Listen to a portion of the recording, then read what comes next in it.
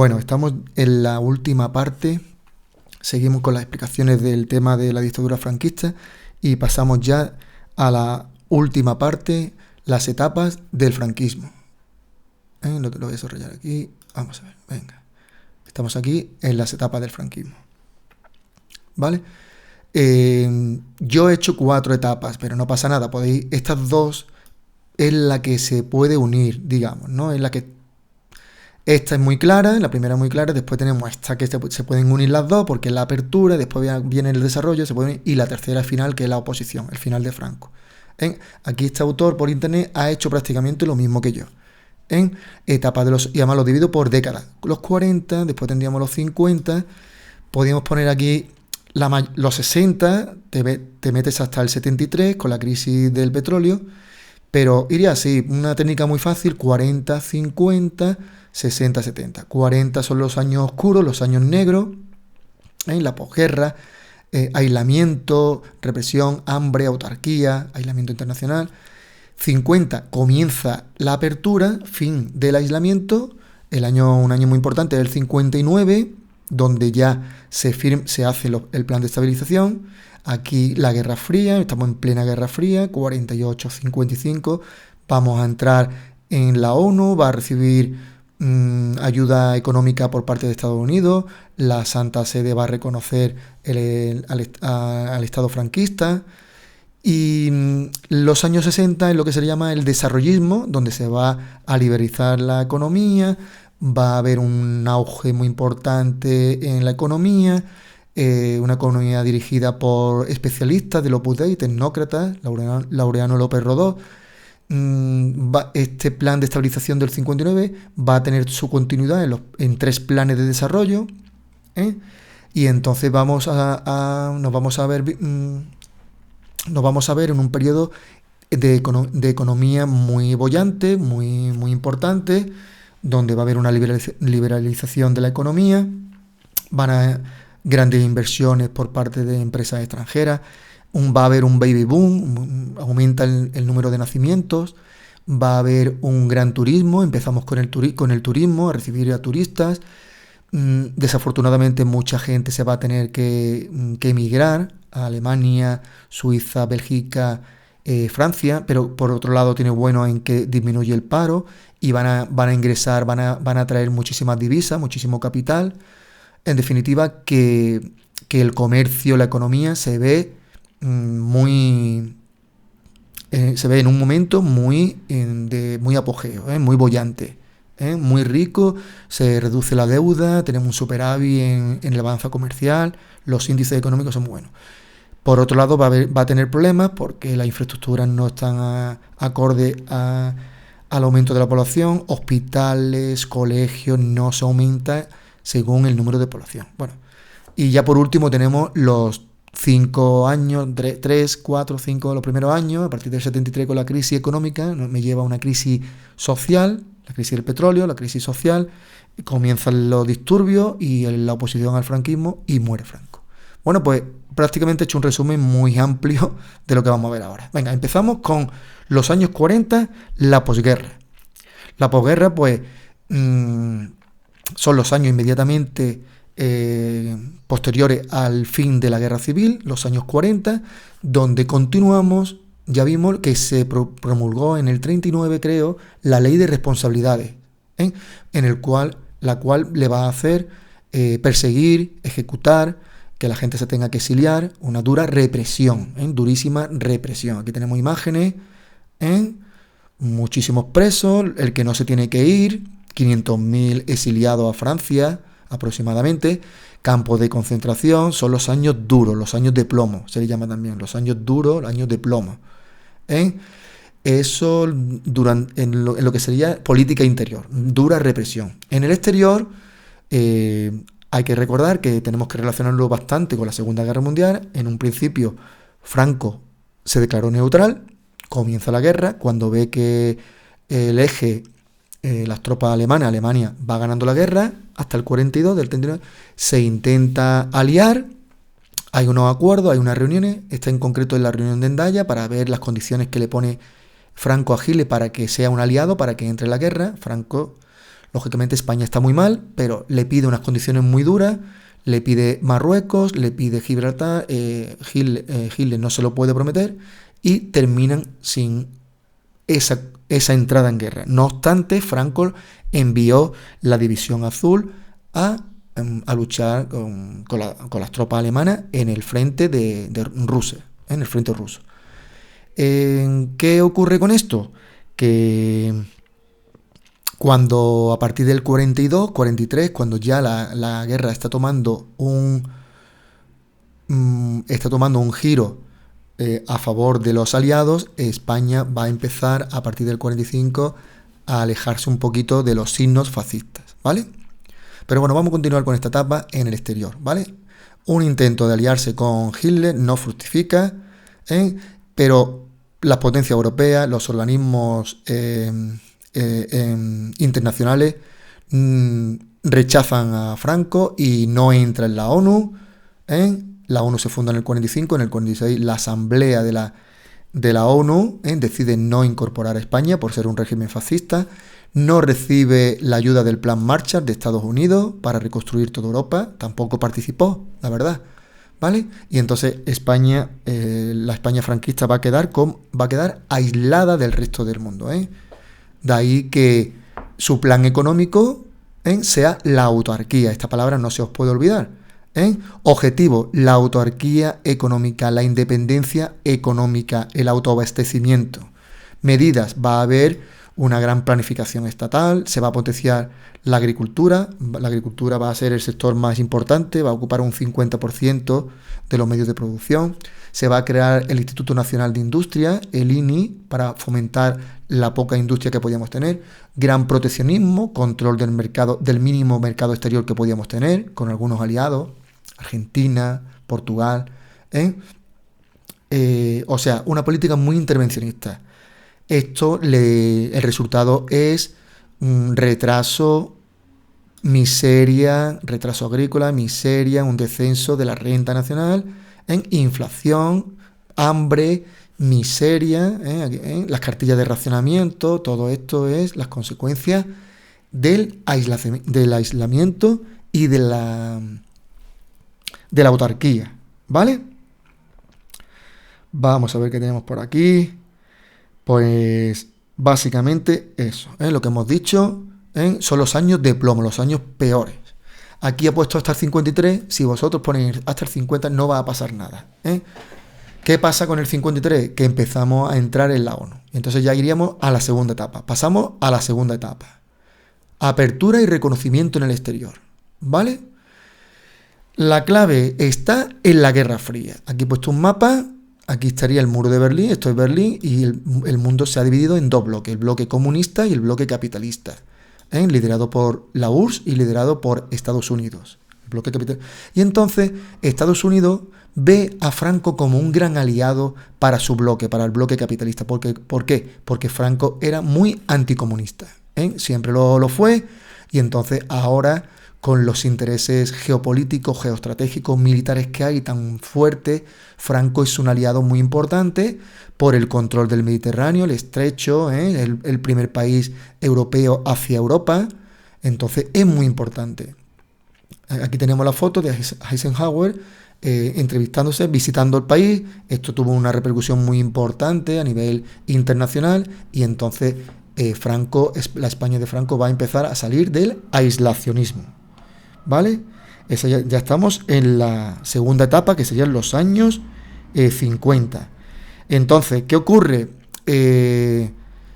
Vamos a empezar a salir del veto de la ONU, entramos en la ONU, no sé si tengo por aquí, bueno, no he puesto aquí de la ONU, entraríamos en la ONU, en el 50 la ONU levanta el veto, en el 53 se firman acuerdos militares por el cual España va a recibir muchísimo dinero, una ingente cantidad de dinero, a cambio de establecer las bases militares estadounidenses en el suelo español, ¿vale? ¿Qué más? Se firma el concordato con la Santa Sede, por el cual el Vaticano va a reconocer el régimen franquista, a cambio de la oficialidad de la religión católica en España.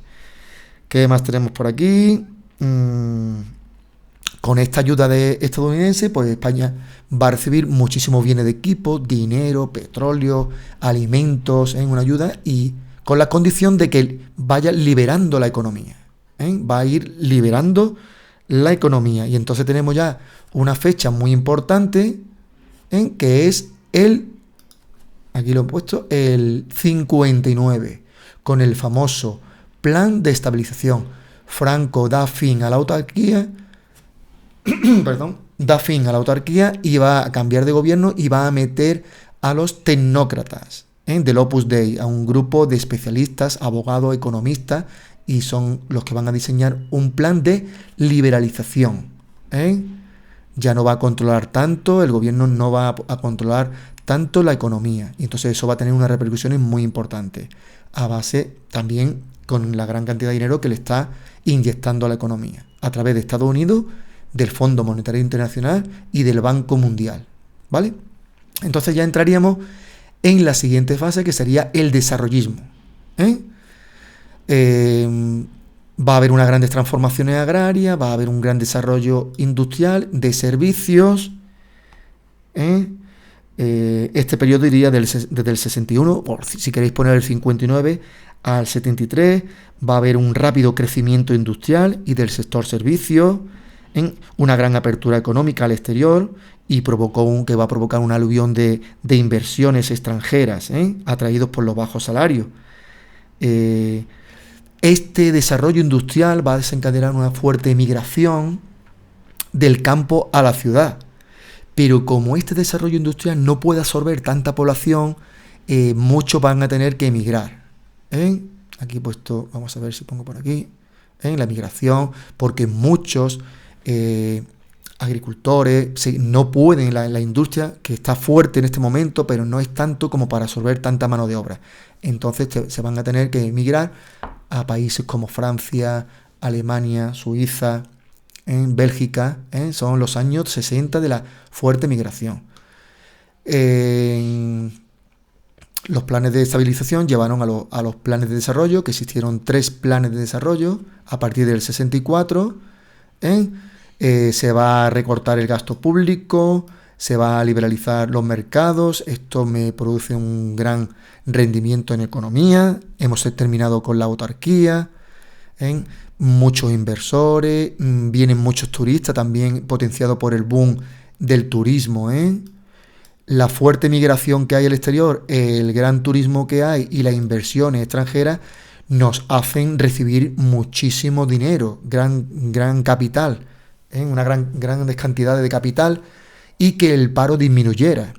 Entonces, después la balanza comercial también mejoró, se reduce el déficit público, etcétera. Fueron años muy buenos, ¿vale? Bueno, pues prácticamente lo que estamos diciendo, de lo que viene en el tema, con esto ya lo estamos viendo todo, ¿no? Un apartado también por la parte negativa, en las contradicciones del sistema. Va a haber un desajuste entre regiones. Va a haber regiones que están muy bien, muy fuerte industrializadas, y otras no.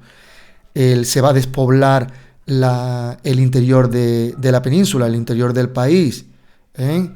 Entonces después hay también un gran aumento en el terreno social, hay un gran aumento de población, aunque la mortalidad es alta, pero la natalidad es aún más alta que la mortalidad, y la mortalidad se reduce un poquito. ¿Qué pasó? Como hay tanta población, algunos bienes y servicios fueron deficitarios, disminuyeron. Por ejemplo, la escasez de vivienda, en sanidad, tuvimos déficit, en escuelas, eso fue algo negativo de esta etapa. Y lo que me va a ir originando, pues, fue movimientos laborales, movimientos sociales, de protestas, ¿vale? Bueno, y ya también los años 60, estamos en todos los años 60, de esta diapositiva no he puesto prácticamente nada, es mucho más en balanza de pagos negativa, pérdida de reserva de oro, rendimiento agrícola. Eso era de la autarquía, bueno, eso no, ¿vale? Ahora estamos ya en un momento bollante de la economía, eso era con la autarquía, Es que me he liado un poquito aquí con la diapositiva esta. En definitiva, lo que estaba diciendo que también en los años 60, vamos a ver, aquí tenemos el turismo, el bombazo que empezamos a recibir turistas, sobre todo aquí en la Costa del Sol, en nuestra zona. Vemos aquí diapositivas, las famosas suecas, las discotecas. Después ya empezamos también con la oposición. Con la oposición. Empieza ya en los años 60, ya empezamos a tener síntomas de oposición. Por ejemplo, con el Concilio Vaticano II, que empieza a alejarse del régimen franquista. Hay una reforma, hay una renovación de la Iglesia desde el papado y se crean consignas para ir alejándose, que no apoye tanto al régimen franquista. Otro hecho importante fue el nacimiento de ETA en 1959. Creo que está por aquí la fecha, lo tenéis por eso. Fue una escisión del PNV, del Partido Nacionalista Vasco. Los signos de ETA, Euskadi y Libertad. Euskadi ta askatasuna, Euskadi y Libertad. Aquí lo tenéis en la diapositiva. Otro hecho importante en el mundo laboral, el nacimiento del sindicato Comisiones Obreras en el 62. O sea que hay que meterlo dentro del periodo del desarrollismo, dentro del periodo del desarrollismo, a la vez que hay un gran auge industrial, comercial, económico, empiezan a aparecer los primeros síntomas de oposición al régimen, que es lo que estamos viendo ahora. Concilio Vaticano II, la ETA, nacimiento, creación de Comisiones Obreras, el sindicato del Partido Comunista, aquí lo tenemos, y lo que se llamó el contubernio de Múnich. El contubernio de Múnich no fue otra cosa que una reunión en 1962 en la ciudad de Múnich de políticos, de líderes que estaban exiliados, y lo que querían era evitar que España ingresara en la Comunidad Económica Europea. Franco lo pidió, pero se rechazó. Se hicieron una manifestación. Y estas fotos que veis aquí es la respuesta que le da Franco a esa protesta en Múnich de estos políticos exiliados. Pues lo tacharon de antiespañoles. Aquí lo estamos viendo, condena para los antiespañoles de Múnich. Pues aquí tenemos manifestaciones, como malos patriotas, por no querer que España entre en la Comunidad Económica Europea. Ellos pedían que España entrara cuando realmente fuera un país democrático. Y fue lo que ocurrió. Entramos en 1986. Más cosillas ya con esta diapositiva. Creo que vamos a pasar ya a la siguiente etapa y última. Y bueno, para terminar de esta etapa del desarrollismo, pues Franco, como siempre, se va adaptando a los tiempos y va a ir creando leyes para la apariencia de una democracia. Y aquí tenemos la famosa Ley Orgánica del Estado de 1966 y también tenemos una ley de prensa de 1966 con la intención de aparentar un régimen de más libertades para adaptarse a los tiempos, porque él quería entrar en todas estas organizaciones, en todas estas instituciones de la Europa occidental o a nivel internacional, ¿vale? Otro hecho importante fue que en 1969 designó a su sucesor como jefatura de Estado, a Juan Carlos I, y calificó a España como un reino, una monarquía, a través de Juan Carlos I. Nombró a su sucesor. Eso es una cosa, y otra cosa es nombrar al presidente del gobierno. El presidente del gobierno sí van a seguir siendo del búnker, van a seguir siendo franquistas, con la misma ideología, Y Juan Carlos es el jefe de Estado, es neutral. Venga, y ya pasamos a la tercera y última etapa, que sería crisis final y muerte de Franco. Y entramos en el año 1973. Lo primero que tenéis que decir es el aspecto económico, que fue un palo muy gordo para todos los países a nivel mundial, que fue la famosa crisis del petróleo de 1973, originada por el conflicto árabe-israelí. Israel estaba venciendo en todos los enfrentamientos militares que tuvo con los árabes, y estos tomaron la decisión, que son, recordar que son grandes países exportadores de petróleo, productores y exportadores de petróleo, decidieron producir menos, restringir el petróleo, y entonces eso originó una carestía de petróleo y un elevado precio del petróleo, con lo cual influyó en todos los países de Occidente a nivel mundial prácticamente, pero los más perjudicados fueron los países más industrializados, ¿vale? El bloque occidental sobre todo, ¿vale? Y entonces esto repercutió en España, lógicamente, porque se redujeron las inversiones extranjeras, el turismo también disminuyó considerablemente, las divisas dejaron de entrar y entonces pues aumentó el paro y aumentó la conflictividad laboral, y los disturbios empezaron a aparecer en las ciudades. La gente ya en esta década Franco ya estaba enfermo, ya los partidos de la clandestinidad empiezan a aparecer, empiezan a formarse organizaciones en contra de Franco y vamos ya a la recta final del régimen.